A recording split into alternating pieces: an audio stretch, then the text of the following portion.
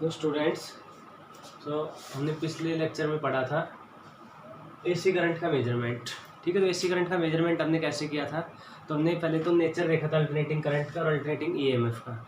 तो उसका जो ग्राफ बनता है वो ऐसा बनता है। ठीक है, तो इसमें ये जो ग्राफ बनता है वो ऐसा बनता है, इसमें ऐसा ईएमएफ का बनता है। साइन का जो ग्राफ होता है तो उसको बोलते हैं साइनोसॉइडल ग्राफ। तो ऐसा इसमें ग्राफ बनता है ये। ठीक है, अब इसमें देखो जैसे हमने करंट लिया तो करंट की वैल्यू इसमें चेंज होती रहती है, 0 फिर आई नोट फिर 0 फिर माइनस आई नोट फिर 0। तो ऐसे करंट की वैल्यू क्या होती है? चेंज। तो ये हमने करंट की जो वैल्यू ली है वो ली है एक साइकिल के लिए। ठीक है, अब इसमें जैसे हम करंट की हम निकालना चाहते हैं वैल्यू, करंट की वैल्यू क्या होगी, तो हमने वो वैल्यू कैसे निकालनी? वो उसके इफेक्ट को यूज करके, करंट के इफेक्ट को यूज करें। क्योंकि देखो करंट की वैल्यू हम इसमें कहेंगे तो कितनी कहेंगे, जैसे 0 भी है, आई नोट भी है, और 0 से आई नोट के बीच भी ये कुछ ना कुछ इसकी वैल्यू यहाँ पे कुछ ना कुछ वैल्यू है। तो ये कंटिन्यूसली चेंज हो रही है। तो जैसे हम फॉर्मूले में आई की वैल्यू पुट करेंगे, जैसे कोई भी वैल्यू हीट ही निकालनी है, आई स्क्वायर आर टी, पावर निकालनी वी इंटू आई। ठीक है, और जैसे काफ़ी इसके अंदर आगे जैसे हम इलेक्ट्रिक जैसे उसमें पढ़ा था करंट इलेक्ट्रिसिटी में हीट निकालनी है तो आई स्क्वायर आर टी हो गया, पावर का वी इंटू आई हो गया। ठीक है, ओम्स लॉ का V is equal to R I. तो उसमें आई की जो वैल्यू पुट करते हैं, एक सिंगल वैल्यू पुट करते हैं, तो वो वैल्यू कौन सी होगी? तो इसमें हम आई की जो वैल्यू निकालते हैं वो इसमें कौन सी निकालते हैं, इसको बोलते हैं हम आई आर एम एस। ठीक है, वो हमने कैलकुलेट की। जैसे एग्जाम्पल, जैसे हमने 11th क्लास में पढ़ा था कि एक पार्टिकल है, वो मान लो 9 बजे एक पोजीशन से हुआ स्टार्ट, या ये बोल सकते 2 घंटे में वो चला 100 किलोमीटर चला। जैसे एक शहर से दूसरे शहर में गया वो, और 2 घंटे में वो चला 100 किलोमीटर। तो उसकी स्पीड कितनी हुई? 100/250 किलोमीटर पर आवर। लेकिन क्या उसकी स्पीड पूरे सफ़र के दौरान 50 रही होगी? नहीं, ऐसा नहीं है ज़रूरी, क्योंकि कभी स्पीड उसकी 60 भी हुई होगी, कभी 70, कभी 80 भी हुई होगी, और कभी 30 भी हुई होगी, कभी 40 भी, और कभी 0 भी हुई होगी। ठीक है, वो डिपेंड करता है कि वो कहाँ से मतलब अगर शहर के अंदर है तो उसकी स्पीड कम हो जाएगी, ब्रेकर अगर आ गया तो स्पीड उसकी और स्लो हो जाएगी। मान लो फाटक बंद है, ठीक है, तो स्पीड क्या हो जाएगी? 0 हो जाएगी। और हाईवे आ गया तो स्पीड क्या हो जाएगी? बढ़ जाएगी। तो ऐसा जरूरी नहीं है कि उसकी स्पीड हमेशा 50 ही रही हो। तो ऐसा ही यहाँ पे है कि करंट की वैल्यू पूरे साइकिल के दौरान हम यहाँ पे कैलकुलेट, जैसे उसमें पूरे 2 घंटे के दौरान स्पीड देखी थी हमने, क्या कर रही थी? कभी 50 थी, कभी 60 थी, कभी 70, लेकिन हमने ओवरऑल स्पीड निकाली तो उसको क्या बोलते थे? Average speed. तो एवरेज स्पीड कितनी थी? Total distance upon total time. अब इसमें भी यही है कि ये पूरे टाइम के दौरान करंट की value I1, I2, I3, I4, ऐसे I5, IN ले ली हमने। तो ये चेंज हो रही है। ठीक है, तो इसमें हम वैल्यू कैसे निकालेंगे करंट की वैल्यू? तो करंट की वैल्यू हमने जो करंट की वैल्यू निकाली वो उसके किसे निकाली है? इफेक्ट से निकाल। कि करंट के इफेक्ट होते हैं मैग्नेटिक इफेक्ट, हीटिंग इफेक्ट। तो हम यहाँ पे हीटिंग इफेक्ट को यूज किया कि जैसे वर्क डन बाय एक तो हम क्या करेंगे इसमें, यहाँ पे स्टेडी करंट लेंगे। ठीक है, स्टेडी करंट मतलब डीसी करंट जिसकी वैल्यू फिक्स हो। जो डीसी करंट का बनता है ग्राफ हो, ऐसा बनता है ग्राफ, इस साइड करंट और इस साइड टाइम। तो उसमें एच की वैल्यू पुट करेंगे, जो वर्क डन आएगा, work done in the form of heat है ये, तो वर्क डन बाई डीसी कितना हो जाएगा? आई स्क्वायर आर टी। ठीक है, इफेक्टिव तो बाद में इसमें पुट किया था, क्यों पुट किया था? तो आई स्क्वायर आर टी हो गया था वो। अब work done by AC current. अब एसी करंट तो क्या है? फिक्स नहीं है। तो हमने क्या किया, ये छोटे से टाइम dt के दौरान उसकी वैल्यू देखी, तो उस dt के दौरान उसकी वैल्यू थी I1 स्क्वायर, मतलब I1 थी, तो हमने उसके कारण वर्क डन निकाले I1 स्क्वायर आर dt। फिर यहाँ पे छोटे से टाइम अगला हो लिया dt, उसमें करंट की जो वैल्यू I2 है तो वो कितना आएगा? I2 square are dt। फिर I3 स्क्वायर आर dt, फिर ऐसे I4, ऐसे IN स्क्वायर आर dt। अब ये सारी वैल्यू जुड़ क्यों रही है? क्योंकि देखो हीट का फॉर्मूला, जैसे इस साइड जो करंट है, ठीक है, वो माइनस में हो जाए, तो माइनस में इसमें भले ही हो जाए, क्योंकि या करंट का तो स्क्वायर है, माइनस का भी अगर वो करेंगे स्क्वायर, जैसे -2 एम्पियर है तो उसका स्क्वायर करेंगे कितना हो जाएगा? 4 ही। तो हीट तो प्लस ही आनी है। ठीक है, और वैसे भी देखो हीट किसके कारण होती है प्रोड्यूस? वायर के अंदर इलेक्ट्रॉन चलते, तो इलेक्ट्रॉन जैसे एसी के अंदर क्या होता है? ऐसे चलते हैं, फिर ये ऐसे चलते हैं, तो ऐसे जाएंगे तभी टकराएंगे। ठीक, और टकराने के कारण क्या होता है? हीट होती है प्रोड्यूस। और ऐसे आएंगे तो भी टकराएंगे, तो टकराने के कारण हीट होती है प्रोड्यूस। तो उसमें ये नहीं है कि ये पॉजिटिव हीट और ये नेगेटिव हीट, क्योंकि हीट तो कैसी क्वांटिटी है? वो स्केलर क्वांटिटी है, उसमें कोई डायरेक्शन नहीं होती, तो वो तो ऐड ही होगी। तो वो सारी हीट हमने ले ली, तो आर डी टी कॉमन लिया, ये आ गया। फिर हमने लिया इसमें वर्क डन ये आ गया था, ये ले लिया था कॉमन, ये था I1 स्क्वायर और यहाँ पे कॉमन था, जैसे dt की वैल्यू पुट कर दी थी t/n RT/n के लिए, ठीक है, क्योंकि जैसे ये पूरा टाइम में dt और कितना बन रहा है, t बन रहा है, और ये इसके हमने कितने हिस्से कर लिए, n हिस्से किए, तो dt फिर उसके बाद प्लस dt 2dt फिर 3dt 4dt और ऐसे n हिस्से किए तो n dt, तो ये t किसके n dt की, तो dt का जाएगा t/n, ठीक है। तो ये आया वर्क। अब ये करंट और ये जो करंट है इन दोनों ने सेम इफेक्ट किया, मतलब सेम हीट प्रोड्यूस की, तो इसलिए ये इसका इफेक्टिव करंट हो गया, तो इसलिए हमने इसकी वैल्यू पुट की थी, इसको बोलते हैं आई इफेक्टिव, क्योंकि सेम इफेक्ट प्रोड्यूस कर रहा है। तो अकॉर्डिंग टू डेफिनेशन जो डीसी ने काम किया वही एसन किया, तो उसको सोल्व किया, तो ये आया था आई इफेक्टिव रूट ऑफ, ये किसका है, मीन का और किसका, स्क्वायर ऑफ करंट, तो इसको बोलते हैं आरएमएस वैल्यू, और इसी क्या बोलते हैं, इफेक्टिव आरएमएस और वर्चुअल वैल्यू बोलते हैं। तो ये हमने कैलकुलेट किया था अल्टरनेटिंग करंट के। अब ये आरएमएस वैल्यू हमें कैलकुलेट करनी है कितनी होगी है, तो नेक्स्ट जो हमारा या डेरिवेशन है वो आरएमएस वैल्यू, क्योंकि अब तक हमने सिर्फ ये बताया कि जो इफेक्टिव करंट होता है वो RMS value of all current होता है। अब हमें निकालनी आरएमएस वैल्यू करंट की, आरएमएस वैल्यू ऑफ करंट कैसे निकालनी है, क्योंकि आरएमएस में देखो यहाँ जैसे आई हमें वो निकालना है, आई इसमें पुट करना है, I equal to I square R, जैसे एसी पास कर रहे हैं तो हमें पुट करना है आई के वैल्यू, तो हमें पता है आई इफेक्टिव कितना होगा, I1 + I2 + IN, ऐसे काफ़ी करंट हो गया, अपोन एन, उसका रूट करो और फिर मेन निकालो, ठीक है। तो इसलिए ये भी एक कॉम्प्लेक्स होगी प्रोसेस, तो इसके लिए आरएमएस वैल्यू के लिए एक या डेरिवेशन है वो हम करते हैं। तो नेक्स्ट है आरएमएस वैल्यू ऑफ करंट। एक इसमें पहले सिलेबस में ये भी था कि यहाँ से यहाँ करंट जाते इसको निकालो, मीन वैल्यू निकालो। देखो मीन वैल्यू निकालना आसान होता है कब, कि जब ये ग्राफ ऐसा होता है, लीनियर होता है ग्राफ, ठीक है, लीनियर ग्राफ होता है ऐसे, तो उसमें क्या था, यहाँ से यहाँ चेंज हुआ कितना, E0 और ये 0, ठीक है, तो यहाँ से यहाँ तक हम वो निकालते हैं मीन, तो कितना हो जाता है 0 + E0/2, क्योंकि लीनियर चेंज है, ठीक है, E0/2 आ जाता है। तो उसमें लीनियर चेंज में, लेकिन ये कैसा चेंज है, अब हम देखते हैं कि 0 से 30 डिग्री तक तो साइन की वैल्यू हाफ वो होती है चेंज, जैसे साइन 0 पे उसकी वैल्यू क्या होती है 0, और साइन 30 के ऊपर 0.5, ठीक है, और साइन 45 के ऊपर साइन 45 1/√2 होता है, यानी 0.7 आएगा, साइन 60 √3/2, तो ये आएगा 0.85 आएगा, और साइन 90 हो जाता है 1। तो देखो यहाँ 0 से 30 से ये छोड़ देते हैं बीच का, 30 से 60 और 60 से 90, तो चेंज तो कैसा है या लीनियर, लेकिन यहाँ इसमें चेंज देखो आधा ही चेंज हो गया, फिर कितना चेंज हुआ, यहाँ 0.5 का चेंज, या 0.35 का चेंज है, और यहाँ पे ओनली 0.15 का, तो ये जो चेंज है ये लीनियर चेंज नहीं है, इसलिए इसका ग्राफ ऐसा आता है, ठीक है। तो लीनियर होता तो उसमें एवरेज निकालने में हमें कोई दिक्कत नहीं थी, यहाँ से यहाँ तक जैसे 0 से E0 है, तो ये 0 और ये E0, ठीक है, 0 + E0/2 सीधा निकाल लेते E0/2, लेकिन ये है साइन का ग्राफ है, तो इसमें हम कैसे निकालेंगे आरएमएस वैल्यू, ठीक है। तो नेक्स्ट है RMS value of current and EMF, RMS value of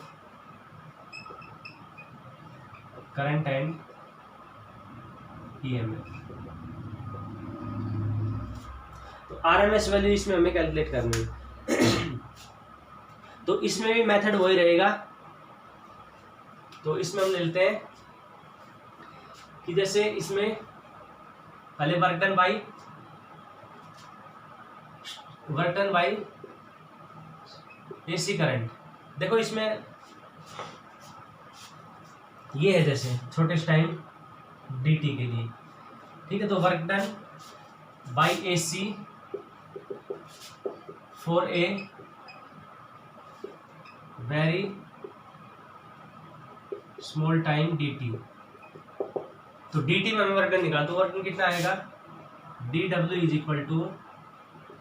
= ये I² R × dt, ठीक है, I इसकी I वैल्यू यहाँ पे, कि यहाँ पे इसकी कुछ थी वैल्यू, dt को हमने I ले ली, ठीक है, ये आया work done by AC for very small time dt। अब हमें निकालना है कितने टाइम तक, ये है टाइम 0 और ये टाइम कितना है t, तो work done for complete cycle,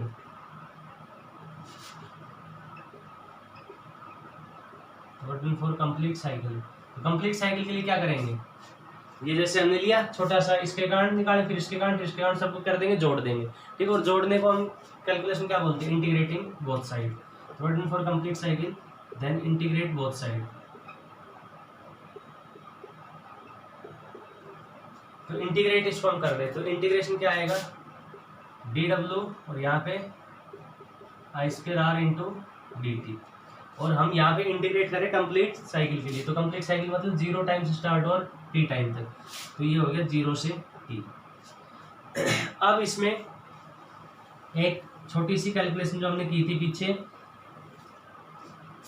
इससे पहले, ये करने से पहले हम ये लिखेंगे कि फॉर ए करंट की जो हमने वो निकाली थी वैल्यू, करंट का जो फॉर्मूला आया था, the value of current for time T, the value of current for time T, तो वो वैल्यू कितनी आई थी, I equal to I naught sine omega T, ठीक है। ये हमने आई की वैल्यू निकाली थी, ये आई क्या था, current at any time T, और आई नॉट क्या था, पीक वैल्यू ऑफ करंट, ये पीक वैल्यू ऑफ करंट, ठीक है। तो ये हमने निकाल थी, ये इसमें पुट कर देते हैं, तो dw का इंटीग्रेशन हो जाएगा w, और यहाँ पे 0 से t, आई की जगह I naught sine omega T और इसका स्क्वायर इंटू आर dt, ये आ गया इसमें। अब इसका हमें इंटीग्रेशन करना है, तो इसको आगे फिर हम सॉल्व कर लेंगे।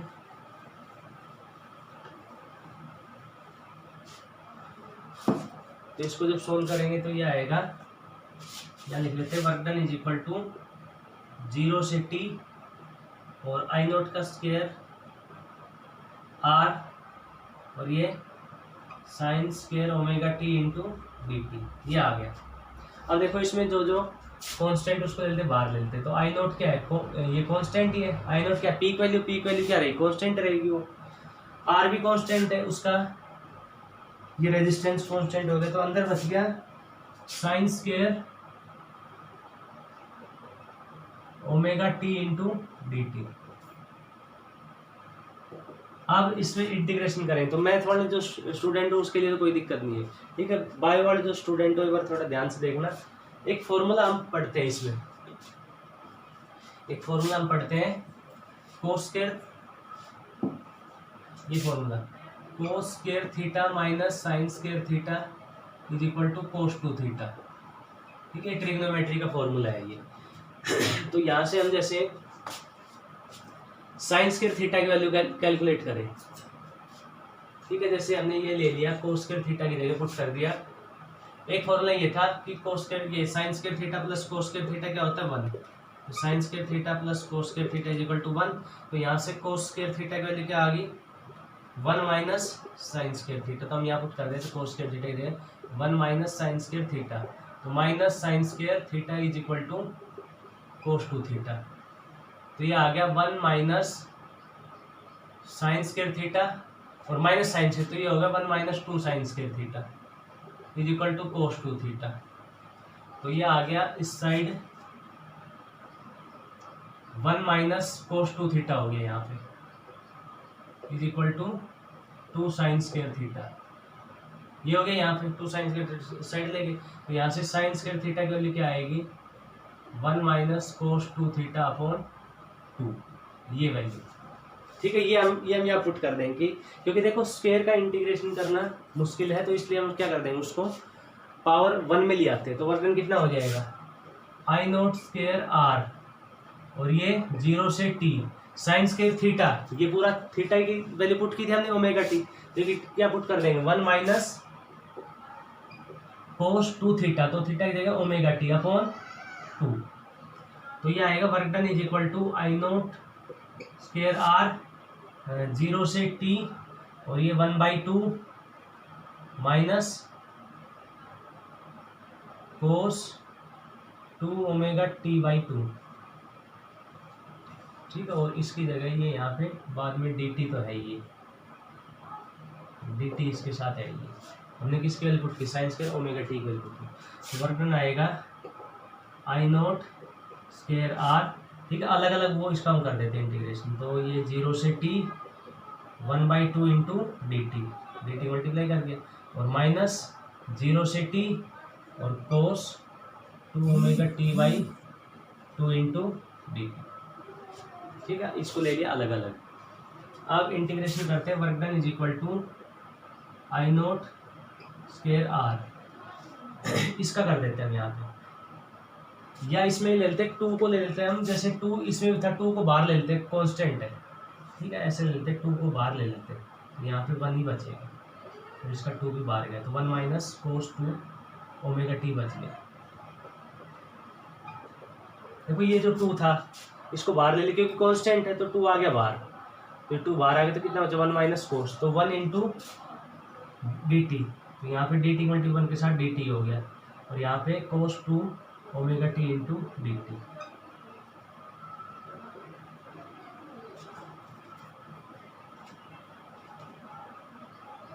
ठीक है, उसके बाद I naught square R d t का इंटीग्रेशन तो टी हो जाएगा, और लिमिट 0 से t minus cos 2 omega t क्या हो जाएगा, साइन 2 ओमेगा टी, ये हो गया कोस का, तो और 2 ओमेगा टी का क्या हो जाएगा 2 ओमेगा, तो ये आ जाएगा नीचे, और लिमिट 0 से टी।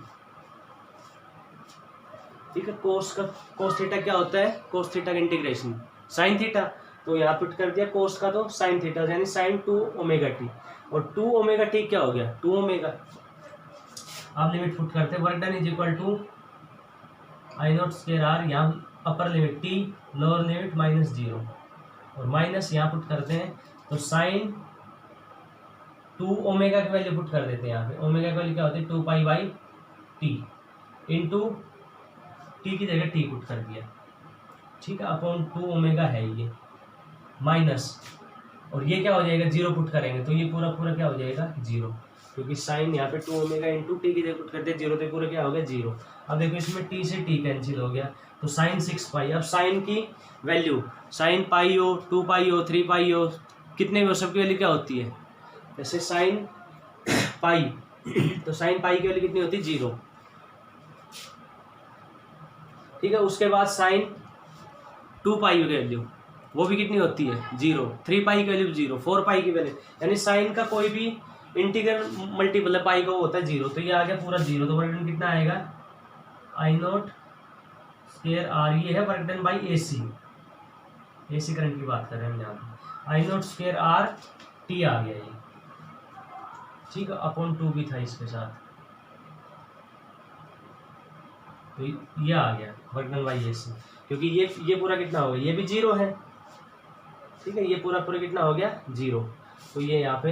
अब आगे जैसे बायो के जो स्टूडेंट वो ध्यान रखना कि साइन स्क्वायर ओमेगा टी का जब इंटीग्रेशन करेंगे 0 से टी लिमिट में, तो वो क्या आएगा 0, देखो ये।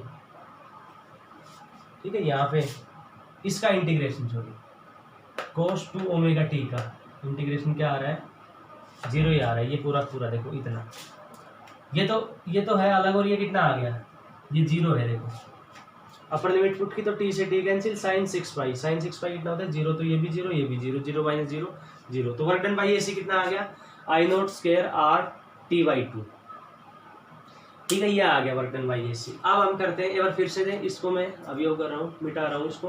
तो हमने क्या किया इसमें कि हम RMS वैल्यू कैलकुलेट करना चाहते हैं, या इफेक्टिव वैल्यू कैलकुलेट करना चाहते हैं, या वर्चुअल वैल्यू कैलकुलेट करना चाहते हैं। तो हम इसमें क्या कर रहे हैं, वही सेम मेथड कि हम सेम वर्क डन करवा रहे हैं AC से और DC से, और दोनों AC और DC है वो एक कंप्लीट साइकिल के हैं, मतलब टी टाइम पीरियड के लिए हमने AC लिया और टी टाइम पीरियड के लिए क्या लिया DC लिया। ठीक है, तो हमने वर्क डन बाई AC, तो वर्क डन बाई AC कितना होगा, अब AC में वैल्यू क्या होती रहती है, चेंज होती रहती है। तो हमने क्या किया, उसकी एक वैल्यू ली कितने टाइम के लिए dt टाइम के लिए, तो उसका वर्क डन निकाल, तो work done for AC very small time dt, तो कितना आएगा आई स्क्वायर आर इंटू dt।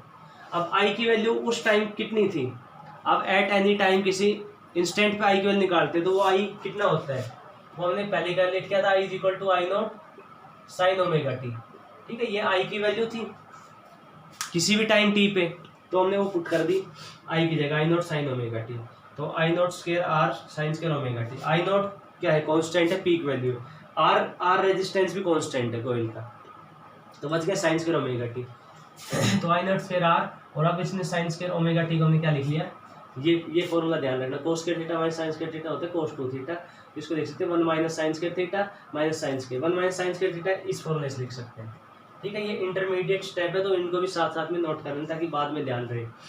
तो ये हमने लिख दिया, तो 2 हमने कॉमन ले लिया क्योंकि 2 यहाँ दोनों के नीचे है ये, तो वो आ गया बाहर। ठीक है, और बच गया 1 माइनस को, अब डी टी को अंदर मल्टीप्लाई, डी टी के साथ डी टी बचा, 1 के साथ करें डी टी और इसके साथ डी टी, और फिर इसका इंटीग्रेशन कर दिया, तो work done by A C कितना आ गया, I naught square R t by 2, ये है work done by A C. अब वर्क डन बाई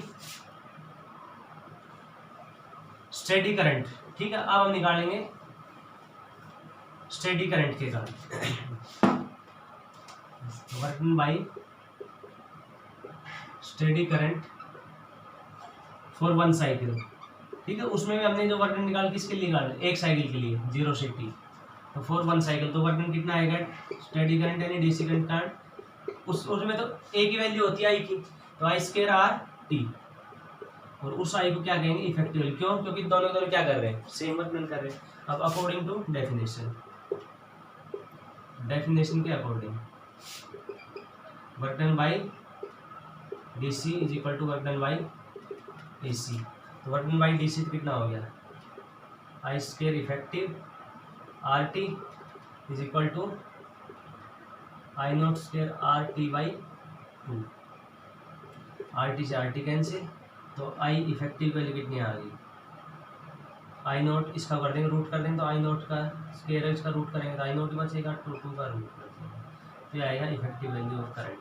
क्योंकि देखो इफेक्टिव वैल्यू जो हम कैलकुलेट कर रहे हैं, जो यहाँ पे इफेक्टिव वैल्यू कैलकुलेट, एसी का तो है ऐसा नेचर, ठीक है, तो इसमें ये जो है वो है पीक करंट, ये पीक करंट है माइनस में, तो यहाँ पे इसकी ये बताएंगे, जैसे पीक करंट, जैसे इसमें एग्जांपल लेते हैं कि करंट इसका चेंज हो रहा है 0 10 एम्पियर 0 माइनस 10 एम्पियर 0 ऐसे चेंज हो रहा है, तो जो इसकी इफेक्टिव वैल्यू आएगी वो 0 से 10 के बीच ही आएगी कोई, तो इसमें हम जैसे वो बताएंगे इफेक्टिव वैल्यू बताएंगे, तो यही बताएंगे कि पीक करंट का कितना है, क्योंकि एक रेफरेंस होना चाहिए कि पीक करंट उसका 10 एम्पियर है, तो जो इसका इफेक्टिव करंट है वो कितना है, इफेक्टिव करंट, क्योंकि देखो इफेक्टिव मतलब इफेक्ट जो प्रोड्यूस कर रहे हैं उसमें जब पुट करेंगे वैल्यू, जैसे हीट का फॉर्मूला आई स्क्वायर आर, तो उसमें तो हम सिंगल पुट करेंगे वैल्यू, तो वो करंट कौन सा है, तो हम जैसे ऐसे बोलेंगे कि वो करंट 30% है किसका, आई नोट का, या 40% है 50% है, तो हमने यहाँ पे आई इफेक्टिव की वो निकाल ली वैल्यू कि आई इफेक्टिव जो होता है,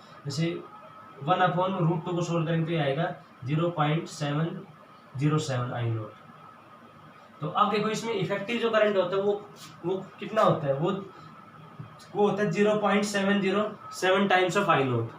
जैसे आई नोट की वैल्यू यहाँ पे 10 एम्पियर है, ठीक है, तो 10 एम्पियर का जब 0 पॉइंट या पुट करेंगे जैसे इफेक्टिव 0.707 इंटू 10 एम्पियर, तो कितना आएगा 7.07 एम्पियर, तो हम ये कहेंगे इफेक्टिव करंट कितना है उसका 7.07 एम्पियर, ठीक है, या एक तरह से बोलते हैं उसका 70% ही हो गया, तो जैसे 10 एम्पियर तो उसका 70% कितना हो गया 7 एम्पियर, 50 एम्पियर है तो उसका 70% कितना हो गया 35 एम्पियर, तो ये होता है इफेक्टिव करंट, क्योंकि इसमें तो जो वैल्यू है वो चेंज हो रही, 0 फिर मैक्सिमम 0 फिर मैक्सिमम, तो हम यहाँ पे जो इसका इफेक्टिव करंट बताएंगे, जैसे इसमें इतना है इफेक्टिव करंट, मतलब इतना ही करंट अगर हम या डीसी करंट फ्लो करें तो वो भी उतनी ही हीट प्रोड्यूस करता है, उतना ही वर्क कर देता है, तो ये जो करंट है ये इफेक्टिव करंट है, ये सेम इफेक्ट कर रहा है जितना ये कर रहा है, तो इफेक्टिव करंट कितना आ गया आई नोट √2, या आरएमएस करंट, आई इफेक्टिव क्या बोलते हैं, आई आरएमएस बोलते हैं उसको, तो आई आरएमएस की वैल्यू क्या आएगी आई नोट बाई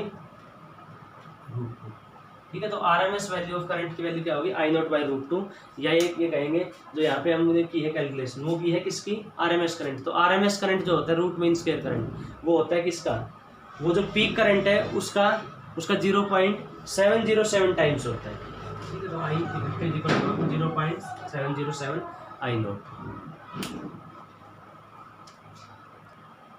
अब इसमें ईएमएफ की वैल्यू निकाल लेते हैं, इफेक्टिव ईएमएफ या आरएमएस वैल्यू ऑफ ईएमएफ, ठीक है, तो ईएमएफ के लिए कुछ नहीं करना, यहाँ पे आर से वो कर देंगे डिवाइड इसको, जैसे जो इफेक्टिव करंट आएगा कितना है I effective I naught by √2, तो यहाँ पे हमने क्या किया divide both sides by R, ठीक है, तो रेजिस्टेंस उससे कर दिया डिवाइड। तो I effective upon R is equal to, इसको ले लिया 1/√2 इस साइड और इसको ले लिया आई not by are.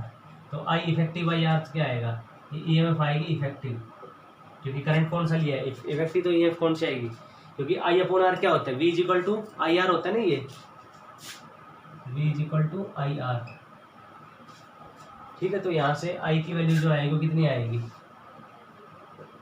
We upon are,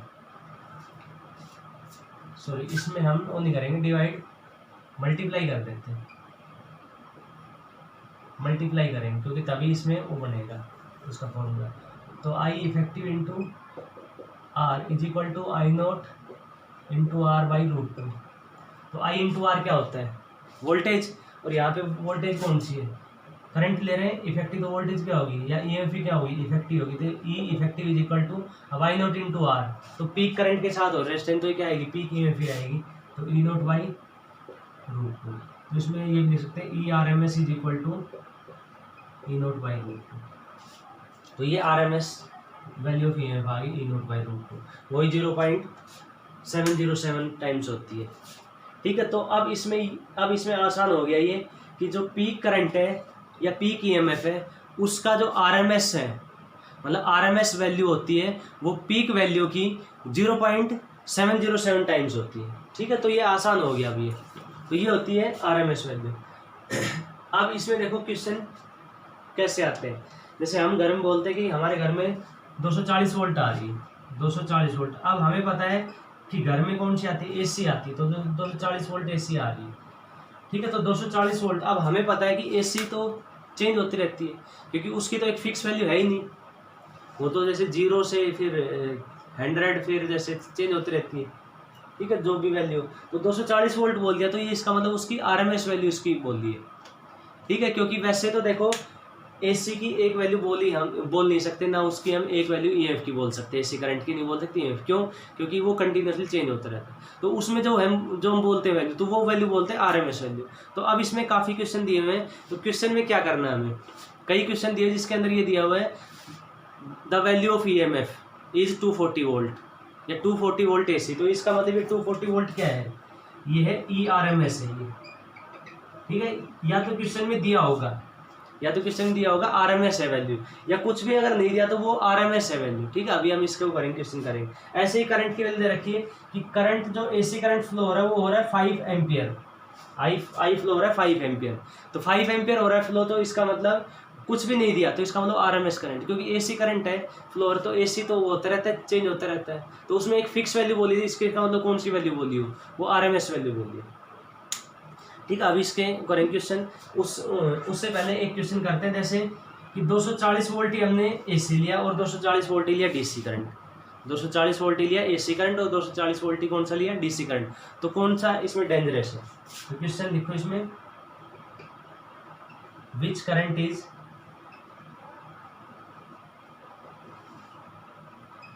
more dangerous, current है 240 वोल्ट एसी और 240 वोल्ट डीसी, ठीक है। जैसे मान लो क्वेश्चन वैसे ही पूछ लिया कि कौन सा करंट डेंजरस है, एसी और डीसी, तो हम बता नहीं सकते उसमें कौन सा है डेंजरस, क्योंकि वैल्यू पता होनी चाहिए, तब हमें पता चलेगा। क्योंकि एसी की वैल्यू हमेशा 240 वोल्ट ऐसा वो नहीं है ज़रूरी, ठीक है। ऐसे ही मतलब डीसी का 240 वोल्ट हमेशा ऐसा जरूरी नहीं है, तो उसमें वैल्यू देंगे तब हमें पता चलेगा कि वो उसमें कौन सा डेंजरस है। तो आंसर देखो इसका, तो यहाँ पे एसी क्या दे रखी वैल्यू 240 वोल्ट, तो कुछ भी नहीं दिया, तो ये कौन सी वैल्यू है, आरएमएस वैल्यू, तो ये ई आरएमएस वैल्यू दी, तो E RMS is equal to 240 volt, ठीक है। तो ई आरएमएस, तो हाँ अब इसकी पीक वैल्यू निकालते हैं, तो E RMS is equal to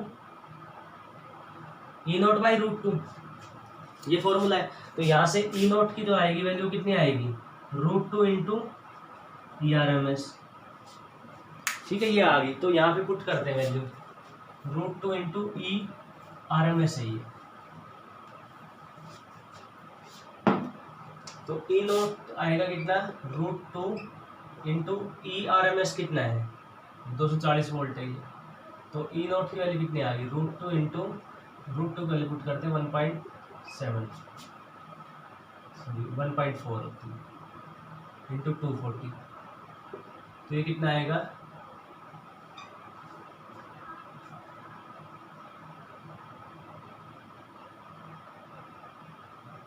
कितना आएगा 336 वोल्ट। तो इसका मतलब ये है कि जो एसी वोल्टेज का, एसी का जो ग्राफ बनता है ऐसा बनता है, ये वोल्टेज इस साइड ये टाइम, तो यहाँ पे जो ये वैल्यू होती है पीक वैल्यू, और ये है नेगेटिव पीक वैल्यू। ठीक है, तो 336 वोल्ट, इसका मतलब ये है कि ये मैक्सिमम 336 वोल्ट तक जाती है। ये जो 240 वोल्ट दे रखी है, ये तो कौन सी है, आरएमएस वैल्यू है इसकी, आरएमएस वैल्यू यानी कि इनके बीच की वैल्यू, और वो बीच की वैल्यू क्या बोलते हैं, आरएमएस वैल्यू बोलते हैं। ठीक है, तो ये अब ये होगी 336 वोल्ट। अब इसका जैसे डीसी का ग्राफ बनाएंगे, ये है 240 वोल्ट डीसी, तो 240 वोल्ट डीसी में तो ये हमेशा कांस्टेंट रहेगा 240 वोल्ट, क्योंकि वो क्या है, वो डायरेक्ट करंट है, यहाँ पे वोल्टेज दे दी। तो इसमें देखो अब डेंजरस कौन सी है वो चीज़ हम देखते हैं। तो जैसे हमने इसको हाथ लगाया, मान लो एक्सीडेंटली हमने एसी को हाथ लगा लिया, तो एसी में पीक करंट, पीक वोल्टेज कितनी होती है, 336 वोल्ट, ये जो है 336 वोल्ट, और ऐसा मतलब 1 सेकंड में कितनी बार होता है, 50 बार। तो इसका मतलब ये हो गया कि 1 सेकंड में 50 बार उसकी वैल्यू 336 वोल्ट होती है। लेकिन इस डीसी में क्या है कि ये कंटिन्यूसली कितनी है, 240 वोल्ट। तो कौन सा डेंजरस होगी, ये होगी डेंजरस एसी। क्यों, क्योंकि एसी के अंदर जैसे हमने टच किया तो 1 सेकंड तक ही मान लो उसमें हमारा हाथ टच रहा उसके फॉर एग्जांपल, तो 1 सेकंड में ही 50 बार 336 वोल्ट होगा, और इसमें उसी 1 सेकंड में कितना रहेगा, 240 वोल्ट। तो कौन सी इसमें होगी डेंजरस, ये होगी इसमें डेंजरस। ठीक है, तो इसमें यहाँ लिख लेंगे 240 volt AC is more dangerous then, इसलिए वैल्यू देना, इसमें वैल्यू देना, ये जो वैल्यू दे रहे उसी से हम बता सकते हैं कि कौन सा डेंजरस है। 240 volt AC is more dangerous then 240 volt DC. ठीक, क्योंकि वैल्यू नहीं देते। सपोज करो यहाँ पे 120 वोल्ट दे देते, 120 वोल्ट कितनी होती, तो 120 यहाँ इसका हाफ हो जाती, यानी कि 168 वोल्ट, तो 168 ही पहुँचती इसमें, और ये ऑलवेज क्या रहती है, 240 वोल्ट। अब कौन सी होती है डेंजरस, ये होती है डीसी, क्योंकि इसके वैल्यू ज़्यादा से ज़्यादा कितनी पहुँचती, 168 वोल्ट ही पहुँचती, और ये कंटिन्यूसली कितनी, 240 वोल्ट। तो इसमें ये होगी अब डेंजरस डीसी। इसलिए इसमें ये वैल्यू है वो इसमें दी होनी चाहिए, तब हम बता सकते हैं कौन सी वो है डेंजरस। ठीक है, तो ये हमें ध्यान रखना है। हाँ, ये दे दिया विच करंट इज विच करंट नहीं, विच वोल्टेज लिखना, क्योंकि यहाँ पे वोल्टेज बोल रहे हैं, तो which voltage is more dangerous. अगर ये दे दिया which voltage is more dangerous having equal value, equal value पे तो कौन होगी, एसी होगी। जैसे अभी दिया था 240 वोल्ट 240 वोल्ट, तो दोनों क्या थे, इक्वल ही थे वैल्यू। तो AC is more dangerous than DC at the same value. अब इसके हम वो करते हैं, क्वेश्चन करते हैं। देखो इसमें कैसे थोड़ा बहुत हो जाता है कन्फ्यूजन कि हमें कुछ भी नहीं दे रखा, तो आरएमएस वैल्यू हमें कैसे उसके अंदर पहचानेंगे। तो क्वेश्चन करते हैं इसमें। तो क्वेश्चन देखो इसका,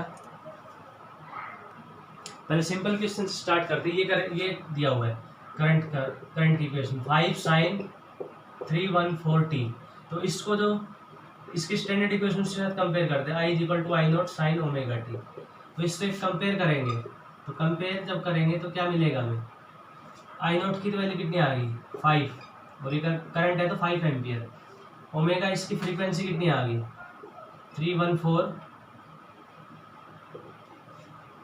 रेडियन पर सेकेंड। ठीक है, अब इसमें क्या जी बटी था आरएमएस वैल्यू। तो आरएमएस वैल्यू कितनी होती है, तो आई करंट की चाहिए आरएमएस वैल्यू, तो आई आरएमएस = I0/√2। तो यहाँ पे आई आरएमएस कितना आ गया, I0 कितने दे रखा 5, तो 5/√2। ठीक है, जैसे इसको हम √2 से मल्टीप्लाई कर देंगे, √2 से ही कर देंगे डिवाइड, तो कितना आ जाएगा, ये ऊपर तो 5√2 का कितना होती है 1.4, और नीचे कितना आ जाएगा 2 आ जाएगा। तो ये 5 × 1.4 आ जाएगा 7/2। 7/2 मतलब 3.5 एम्पियर। तो ये आएगी आरएमएस वैल्यू। तो ये एक सिंपल क्वेश्चन था। ठीक है, तो इक्वेशन दी थी, इक्वेशन हमने या स्टैंडर्ड इक्वेशन लिखा I equal to I naught sine omega T, इसके साथ कंपेयर कर लिया तो हमें पता चला आई नॉट के लिए 5 है, ओमेगा के लिए नहीं, वैसे ओमेगा इसमें यूज भी नहीं हो रहा। ठीक है, नेक्स्ट क्वेश्चन देखो इस क्वेश्चन का है electric mains in house are mark 220 volt. देखो जैसे हम अपने अप्लायंस लेने जाते हैं, जैसे कोई भी लेने जाते हैं अप्लायंस, मोटर जैसे लेने गए, पानी वाली मोटर, इलेक्ट्रिक मोटर जो है, तो उसके ऊपर मार्किंग होती है कि वोल्टेज 220 वोल्ट और करंट इसका 5 एम्पियर। ठीक है, ऐसे मार्किंग होती है। तो अब जैसे the electric main in a house, तो हमारे घर में जो आती है सप्लाई कौन सी आती है, एसी आती है, तो एसी की तो वैल्यू फिक्स ही नहीं होती। तो इसमें जो ये यहाँ पे वैल्यू दे रखो कौन सी है, आरएमएस वैल्यू। ठीक है, जैसे मैंने बताया था कुछ भी नहीं देगा, इसका मतलब कौन सी वैल्यू, आरएमएस। और ये वोल्टेज की वैल्यू तो ये है ई आरएमएस वैल्यू। तो ई आरएमएस वैल्यू 220 वोल्ट और उसकी फ्रीक्वेंसी कितनी रखी है, 50 हर्ट्ज। तो write down equation of instantaneous, तो इंस्टेंटेनियस इक्वेशन की वोल्टेज क्या होती है, E is equal to E naught sine omega T. जैसे इंस्टेंटेनियस करंट,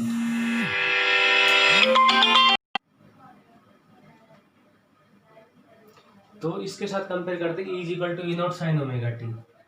तो यहाँ पे write down the equation of instantaneous voltage, तो ये इंस्टेंटेनियस वोल्टेज, जैसे इंस्टेंटेनियस करंट की इक्वेशन क्या है, I is equal to I naught sine omega T, ये इंस्टेंटेनियस करंट की। तो इंस्टेंटेनियस वोल्टेज की होगी, तो यहाँ पे हमें क्या चाहिए, ई नॉट चाहिए, ओमेगा चाहिए। ठीक है, तो ई नॉट कैसे निकालेंगे, ई आर एम एस से। हमें पता है E R M S is equal to E naught by √2। तो यहाँ से आगे ई नॉट की value √2 into E R M S, तो √2 की value 1.4 into E R M S कितना है, 220 वोल्ट। तो ये कितना आएगा, 308 वोल्ट, ये आ गई ई नॉट। तो यहाँ पे E is equal to E naught की जगह कितना हो गया, 308, और यहाँ पे साइन ओमेगा, ओमेगा क्या है, एंगुलर फ्रीक्वेंसी, तो फ्रीक्वेंसी कितनी, 2 पाई म्यू होती है। तो omega is equal to 2 pi into mu कितना दे रखा है, फ्रीक्वेंसी हो 50 हर्ट्ज दे रखी, तो 100 पाई आ गई। तो 300 इंटू 100 पाई इंटू टी। बाकी ये और ये तो क्या रहते हैं, चेंज होते रहते हैं, जैसे टाइम चेंज होगा उसके साथ EF चेंज होगी, तो इनकी वैल्यू तो फिक्स है नहीं। तो इसलिए क्योंकि ये है EF at any time t, अगर टाइम चेंज हो गया तो EF भी चेंज हो गया, तो ये तो क्या है, ये वेरिएबल होते हैं और ये कांस्टेंट होते हैं। तो E is equal to 300 sine 100 pi T. Next question दिया, light bulb is rated at 100 watt. तो उसकी पावर दे रखी, वाट मतलब वो यूनिट है पावर की, तो पावर दे रखी है 100 वाट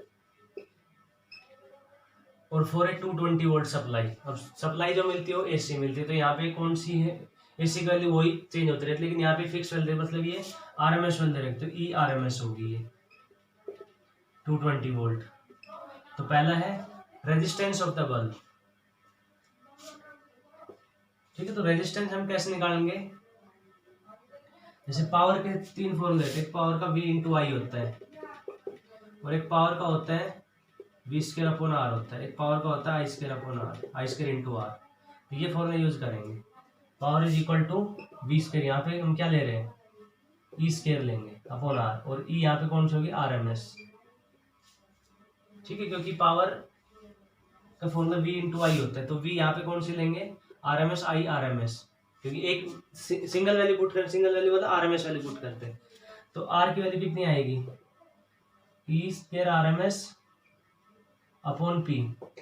तो RMS वैल्यू कितनी है, 220 वोल्ट, तो 220 इंटू 220 अपॉन पावर कितने रखे, 100, तो ये 2 जीरो होगी कैंसिल, तो 22 इंटू 22 484 ओम आ गया, ये आएगा इसका रेजिस्टेंस। अब peak value of the source, peak value मतलब E नॉट चाहिए, तो E नॉट तो कितना होता है, √2 ऑफ E RMS, ये होता है पीक वैल्यू। तो E नॉट की वैल्यू कितनी आ गई, √2 यानी 1.4 इंटू E RMS कितना है, 220 वोल्ट, तो E नॉट की वैल्यू कितनी आएगी, 308 वोल्ट आ गई। अब third EMS RMS current through the bulb, RMS current चाहिए, तो RMS करंट देखो कैसे निकालेंगे, क्या करते हैं इसलिए यहाँ पे हमने एक फॉर्मूला है ओम्स लॉ, तो V is equal to RI, तो I की वैल्यू चाहिए हमें, तो I की वैल्यू कितनी आएगी, V अपॉन R। तो यहाँ पे I आएगा, कौन सा आएगा, RMS आएगा, क्योंकि सिंगल वैल्यू चाहिए तो RMS, तो यहाँ RMS कितना हो जाएगा, VRMS upon I, sorry R।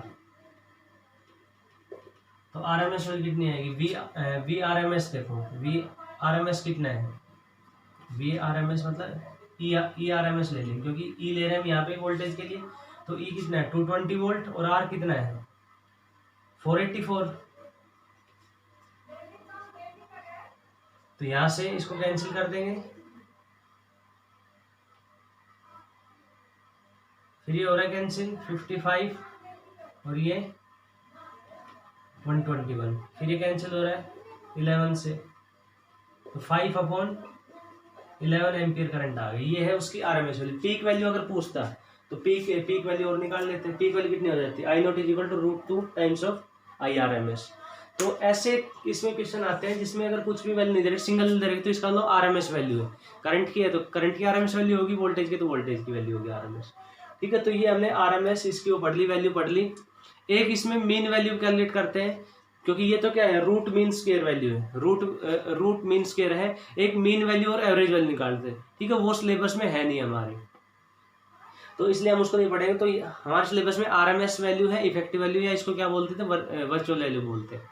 ठीक है, आगे हम AC का और AC का जो नेचर है उसको और पढ़ेंगे आगे इसको डिटेल में, कि जैसे हम जब AC को जब हम अप्लाई करते हैं, जैसे रेजिस्टेंस पे, क्योंकि हमारे सर्किट के 3 कंपोनेंट है, जैसे मैंने बताया था, एक रेजिस्टेंस, कैपेसिटर और इंडक्टेंस।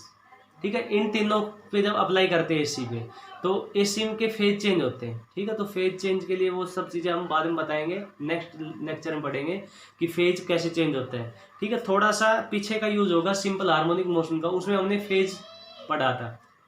ठीक है, उसमें भी हमने फेज पढ़ा, जैसे डिस्प्लेसमेंट, वेलोसिटी, इनके बीच में कितना फेज है, तो वो उसमें थोड़ा सा यूज होगा। लेकिन हम यहाँ पे एक बार फिर से उसको वो करेंगे डिस्कस, तो that will be discussed in the next lecture. Thank you.